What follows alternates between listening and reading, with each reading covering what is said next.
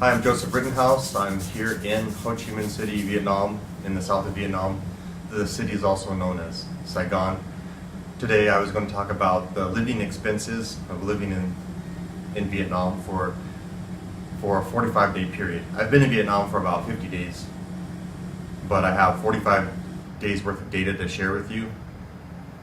A little funny thing that I noticed here, why it's so important to keep track of your income and expenses. Just say, for example, making this video, I had to get my 45 days worth of data and then prepare it, organize it, how I was going to present it in the video. And I waited a couple of days because I didn't want to make the video and I was doing other stuff. And when it came time to make the video, I realized I had already forgotten the numbers. So I had sat there for an hour, organizing all my data. And after only 5 days, I had already forgotten the numbers and the percentages and stuff like that. So even me, I'm a guy who's always keeping track of this stuff, and it just goes to show you how easy it is to forget. You need to always be on top of these numbers, because after only a few days, you'll start to forget. And if you start to forget, you're unaware, and if you're unaware, you can't manage where you're going with your life because you don't even know where you are in your life. I make these videos to show you the boring part, the not cool part, the not sexy part of my life. I feel if I really want to be a good teacher, I'm going to share that with you. Yeah, there's people out there with a suit and tie and their expensive cars and expensive houses, and I love that and I want that, and I'm going to have the airplanes and the cars and the houses later. But I feel like if I want to be a good teacher, an effective teacher, I need to show you some realistic things. I can't just show you these sexy, beautiful things, because when I see you with all those nice things, it's, come on, man, you gotta show me how you got there. That's the value of the education, is to show me the journey, and I feel that's what's lacking in a lot of real estate education and success education. Yeah, success education in general. They don't show you the ugly part. And I get it, the ugly, boring, stupid stuff. The ugly, boring stuff doesn't sell. But I'm not trying to sell you anything. I'm just trying to teach because I enjoy teaching. So I'm going to share with you the not so cool stuff. I don't have it all together. I'm not trying to look like I have it all together. I'm not trying to show foreigners that I'm an American who's got it all together and I'm perfect and I'm rich. What's the point of that? That's not really teaching. So the value in my education is showing you that things might not be what they first appeared to be, because I know a lot of the most progress that I made in my financial journey was not very cool or sexy or exciting. It was very boring. It was repetitive. It was patient. That's why I share with you these videos about me keeping track of T's and $100 here and $100 there. It's to show you that this is the kind of mind that I'm having and this is how I'm thinking. Also, I'm thinking ahead, because 10 years from now, I don't want people saying, you just got lucky. Luck is when preparation meets opportunity, proper preparation meets opportunity, and I don't want people to say, I just got lucky. Because I don't want to be that kind of teacher later where I just say, where it looks like I'm just a lucky guy, because that's missing the point of the education. I don't want people to say later, you're just an American. That's how come you're... Yeah, you don't know that one, do you? Because you're in America. And if I'm in America, they say you're just a lucky guy. But if I'm in another country, they'll say you're just an American. So that's another one that I have that you don't have, is if I'm trying to talk to anyone about money and about the boring, unsexy part of managing my money, another excuse people will use is I'm American and they're not American. So that's another excuse. I just want to show you the realistic day-to-day things that I do that have led to my financial success. It was a beautiful thing looking at my tax returns while I was working from 2012 until 2016. I was a bus driver and then bus driver instructor. Then I retired after 4 years. It was beautiful because it was like watching a beautiful dance. It was like watching something develop into something beautiful. At the beginning, you could see my income going up. I started off as a bus driver, very low income. I purchased my first rental condo with cash, like you're not supposed to, but I just purchased it with cash, $50,000.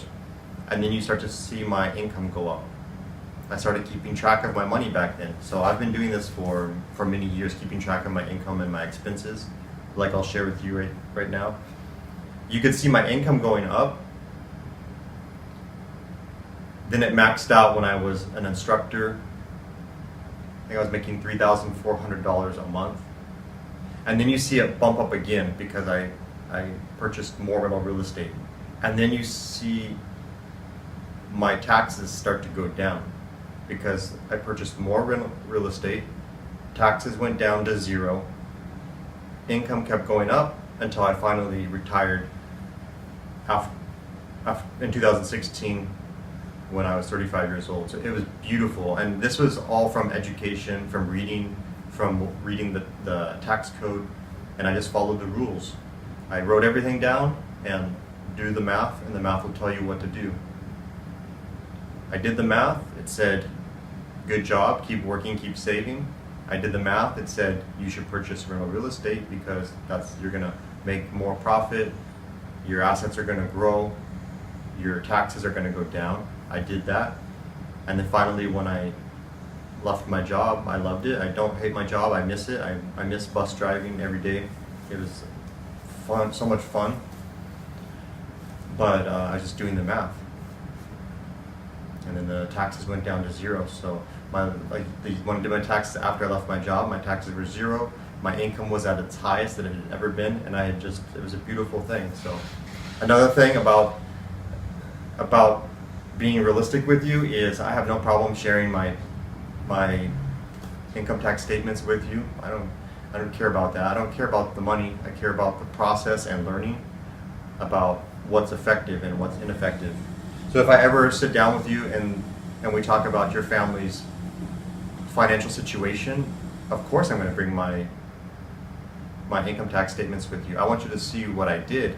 If you look at a couple people's income tax statements, you can see who's been studying and who's been learning about what's effective and ineffective.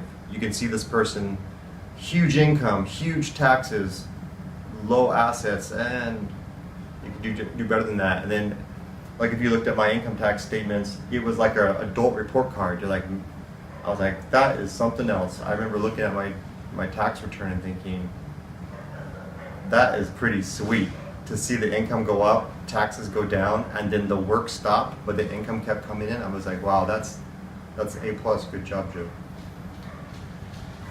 So I have no problem sharing my income tax statements with you. This whole stupid cultural thing of not talking about money, it's like, nobody cares. I'm not Tom Cruise. I'm not, Bill Gates. I'm not anyone special. No one cares. And if I show you my income tax statements or I see your income tax statements, I don't care. It's nothing to be ashamed of. It's nothing to be proud of. It's not about the money. It's just about knowing how to take care of yourself, have control of your life, and know how to manage your money. It's just a skill like anything else. Some people are good at shooting free throws. They need to practice. They get better at it. It's just a skill. And if I look at people's income tax statement, I can just see what they're doing with their life and with their money. And then maybe you want to learn more about this. And if you purchase this, this is going to go down. And if you do that, that's going to go up. That's all it is. Okay, let's get into the numbers here. I have 45 days worth of data. I've been in Vietnam for about 50 days now. First 30 days, I was living in a hotel. Hotels, for us Americans, are going to be cheaper here in Vietnam than in America.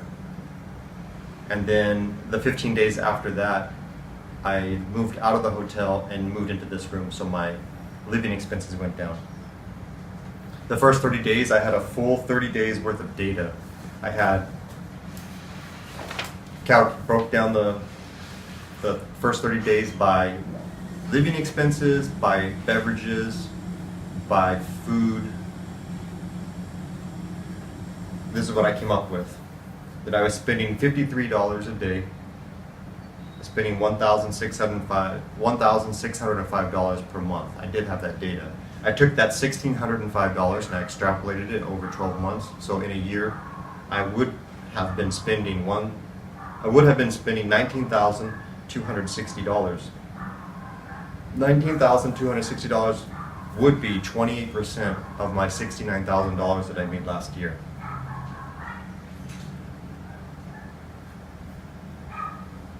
After about, now here's where it gets complicated because I didn't stay in the hotel a perfect 30 days. I was in the hotel for about 35 days or 40 days or something like that, and then I moved out. So a little bit of the hotel expenses went into the room expenses, which made it not so clear. But I wanted to, after that initial 30 days and I moved out, I wanted to recalculate and see if my expenses were going down like they should. I didn't have a full 30 days for the second period. I just had 15 days.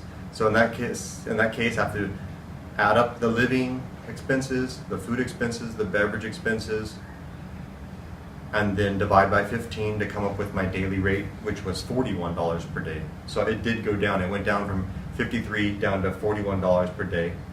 I take that $41 per day and I multiply it by 30 days. So I get a monthly rate. My monthly rate went down from $1,605 down to $1,232. So that's nice. That's a 2, 3, 4, 5, so the $400 decrease in expenses. At this new lower rate, I would be spending $14,784 per year to live in this room in Vietnam. So my living expense costs went down from 28% of my income, and now I'm at 21% of my $69,000 income. That would be, so I was on this path to be spending $19,260 per year, but by changing my living place, it went down to $14,000. This is a graph. This is the amount, and this is the time. Now it went down to $14,784 per year. So I'm spending $4,476 less per year. And the way I think of it is, wow, just by moving 10 minutes further away out of town, $4,400, what could I do with that? I could maybe I could afford now another trip to Japan or something like that. I could go to Japan and live it up a little bit. I could afford a little bit nicer hotel. Yeah, let me save 4.4K here so that I can go to Korea and spend 1, 2, 3K and really live it up. Or maybe I could take that 4.4K and go back to America and enroll in some sort of course or certificate program, get some education. Maybe I could buy a new car, or maybe I could go fix up my car. It's just a thinking of what you could do with the potential money that you save. That's the way I think of it. Living expenses went from $391 per month in the hotel. Now here it's down to $217 per month. That's a 44 or 49? It might be 49% decrease in living expenses. Food cost went from $3.38 during the first 30 days up to $6.15 for the next 15 days. And I know why. It's because when I first got here, I was being very cautious, and I was on the defensive, eating local food. And then I started to get comfortable, and I started to go out and eat pizzas more, and pizzas are expensive here. Once you start going to American places like Pizza Hut, Domino's Pizza, you start to like 100% more cost, 200% more cost for food. And then beverages, like staying at cafes, drinking teas and coffees, expenses went down from $5.28 to $3.88. It's because I've been drinking less coffees. I've also changed where I go to drink, drinking less of the coffees, and now I'm drinking more of just pure green tea, so they're cheaper. And I also started making my own tea.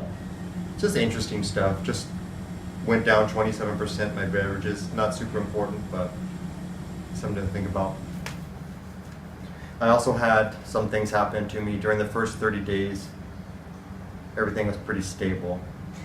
But the next 15 days, my iPhone 5S that I'm making this video on right now, the camera broke.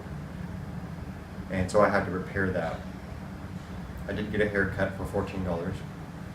That's, that's whatever, $14 is not much. But fixing this camera, not only did it fix the camera, because once that broke, I have to have a camera for documenting things, for making videos, for